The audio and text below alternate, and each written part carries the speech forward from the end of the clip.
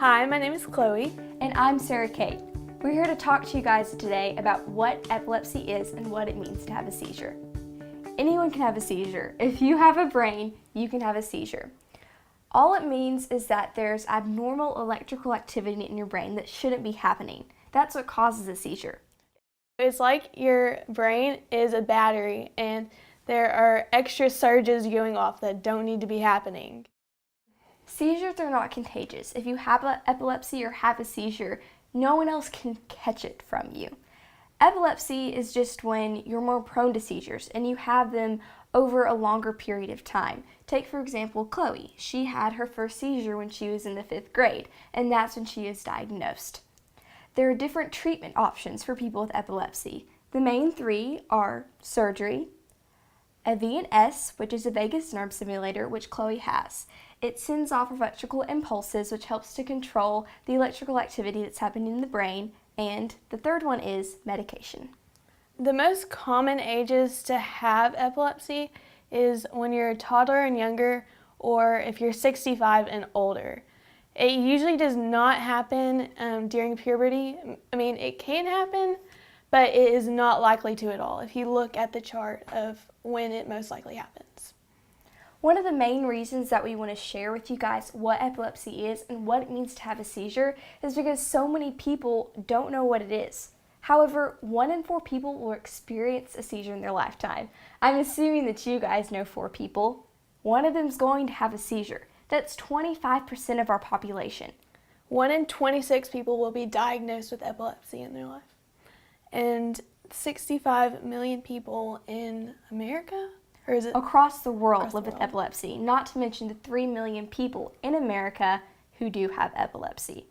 One of the main reasons people don't know what this medical condition is because they have all these stigmas and ideas about what it means to have a seizure.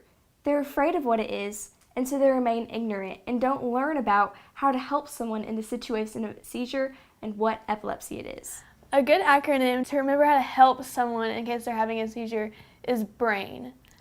B stands for be calm. R stands for remove all objects surrounding the person who's experiencing the seizure. A stands for always time the seizure. I, if the person has fallen, turn them on their side and put something underneath their head. And N, never ever leave the person alone. And never ever stick anything in that person's mouth. They will not swallow their tongue, we promise. Seizures can be very quick or they can last up to 5 minutes or more. If it hits the 5-minute mark, that is when you need to call an ambulance. Even if it doesn't last long and it's their first time to have a seizure, you still need to call an ambulance. If a person has epilepsy, they usually have something identifying it, whether it's a bracelet or something inside their wallet or purse saying that they have this medical condition. If this is not their first seizure, or if they do have epilepsy, the paramedics do not need to be called. However, if the seizure is 5 minutes or longer, they do need to go to a hospital. When people think of seizures, they think of someone collapsing to the ground and shaking uncontrollably. This is a type of seizure called a grand mal. Once again, they'll probably fall to the ground, they may make guttural noises and shake.